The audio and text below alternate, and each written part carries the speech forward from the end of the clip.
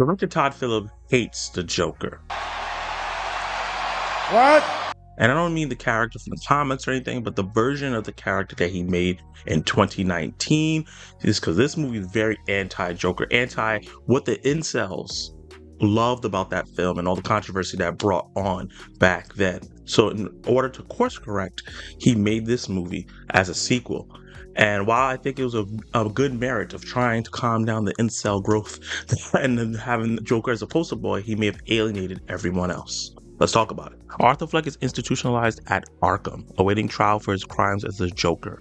While struggling with his dual identity, Arthur stumbles upon true love and finds the music that's always inside him. 2019 Joker was a movie I was very skeptical about when it was announced, but ended up loving once I saw it on release. A movie that is a character study of a man on the fringes, pushed by society, and kind of just not given the support that he needed and has gone mad, and how we all complicit on how these people in society act. It was the lack of resources, the lack of care of neighbors, the lack of parental oversight. The character just did not have the proper love to be nurtured in a correct way, and the world at large just failed him. And I think that helped us sympathize with this crazy madman murder, this version of the Clown Prince of Crime. And I think Todd Phillips took a lot of those themes there and expounded upon them in this film in a more natural way, which I enjoyed. Kind of showing the grueling prison system, especially back then, because this movie is set in the past, and how they treat people who have mental disabilities. They don't have the proper care for them, especially back then. They still don't really have it right now.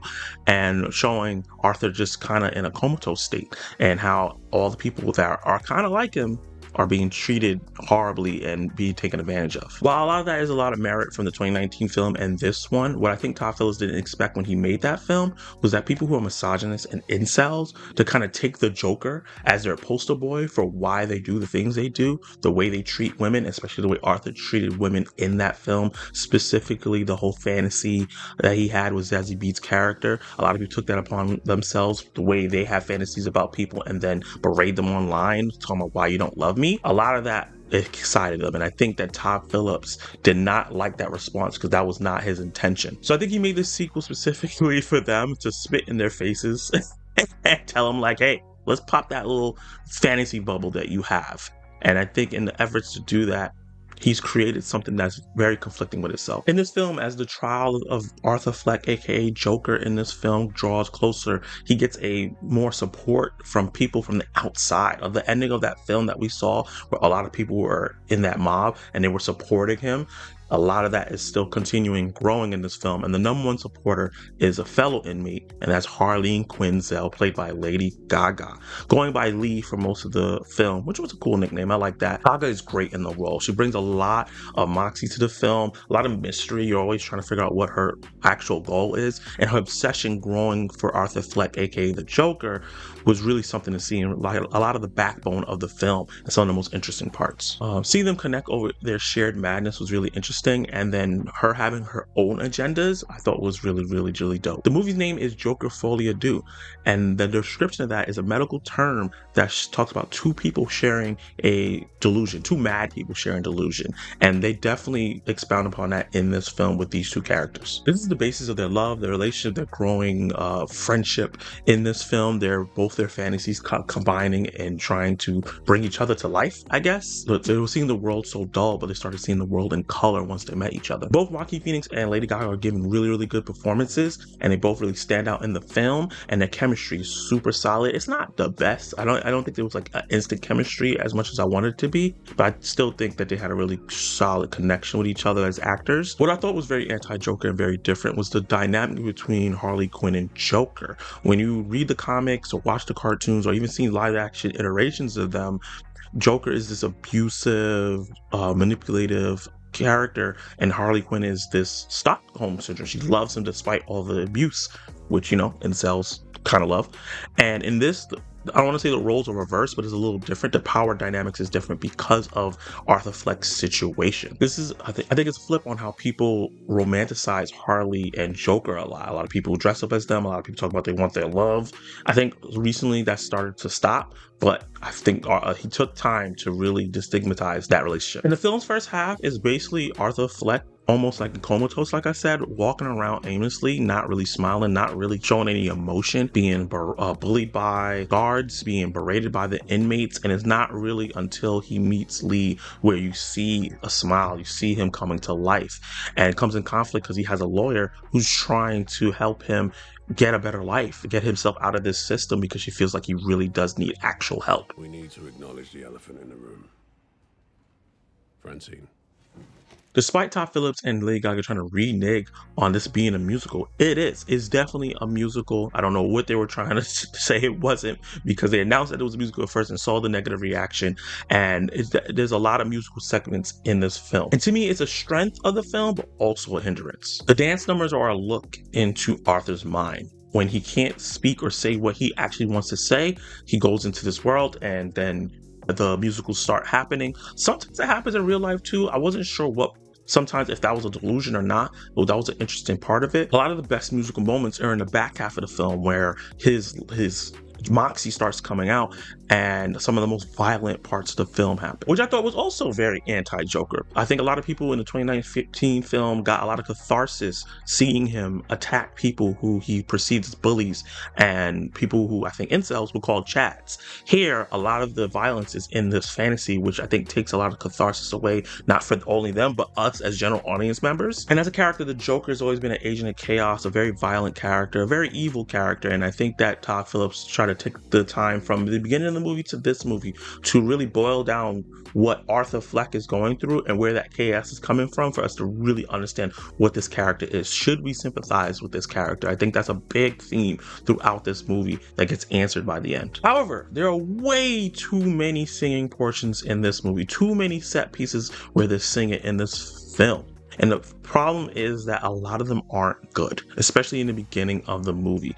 Joaquin Phoenix, he gives a great performance in this film, some of the best acting of the year, but he's not the best singer. And because of that, Lady Gaga kind of tones down her singing as well. In the beginning, you expect to hear these ballads from Lady Gaga, and you don't really get that. They unfortunately slow down the progression of the plot, even though each song has meaning to the situation that's going on, but it doesn't really push the plot forward to me. And also, they're not as bombastic as I expected. For a film that cost double what the first film cost, I thought the scope of the film would be larger. But unfortunately, it feels almost the same. And the way the musicals look, it doesn't go as crazy as other musicals go. If you think about the past couple musicals, even like something like Mean Girls that came out recently, or Wonka, or The Color Purple, it never catches those heights, unfortunately. And I think that they didn't do a great job of really relaying the message of what was actually going on story-wise in every single part. And as someone that's not a fan of musicals, I was expecting a musical from the Joker's mind to be batshit crazy insane. And it just wasn't. It was way too tame. And I think that is something that I could put on the whole movie. I think things were just a little too tame in this movie. I was always waiting for it to take another level, and it takes some levels, but it never reaches the heights that I wanted to. Despite all that, the second half of the film has some fantastic moments, some of my favorite moments in any movie I've seen this year. The boiling relationship between Harley and Joker was really, really interesting, especially to see them, like, if they're lovers or they're foes. To see the growing outpour for the Joker, not Arthur Fleck, but the Joker, versus the families who are there because of the victims of the people he did, or the people who witness his crimes. They bring some people back from the first film, and you see the trauma that he's laid upon them. That was very interesting as well. And a lot of this happens in the courtroom sections, and the courtroom sections are really enthralling and engaging. Some of the best acting I've seen all year. But the main problem here is that in the effort to try to tear down his version of Joker's mythos and kind of bring back incels back down to reality, which is never going to happen, he and the writing team kind of half-ass some of the themes here. And I don't even say half-ass. They started a lot of things, but because of the musical element and the time they took to do certain things for Arthur, there's a lot of things that they started talking about that I thought was interesting, but they never flesh out fully. Kind of how we sensationalize a lot of people who have mental illness and do acts of violence, and we focus on them.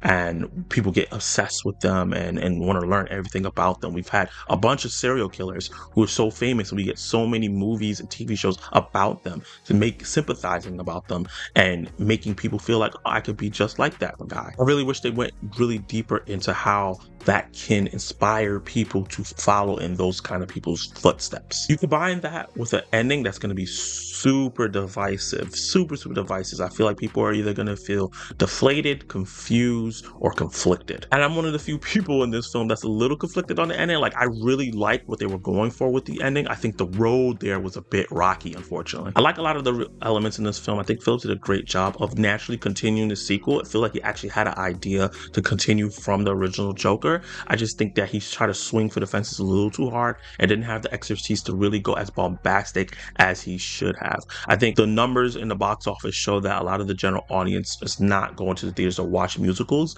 So I think the effort to do that, I think, really is going to turn off a lot of people. I've seen a lot of people in my theater groan every single time, or like at first they were like, oh cool, this is cute when people were singing, but after a while I feel like it got on people's nerves.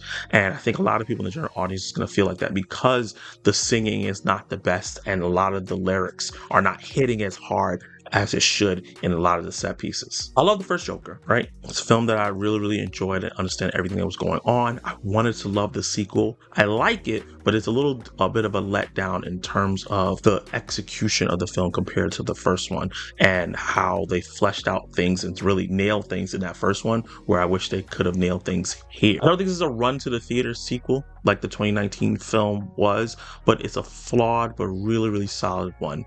And with that said, I'm going to give Joker Folie A Deux, or Joker 2, a C+. So the question today is, what's your favorite musical film? Let me know in the comments down below, and you can watch more of my content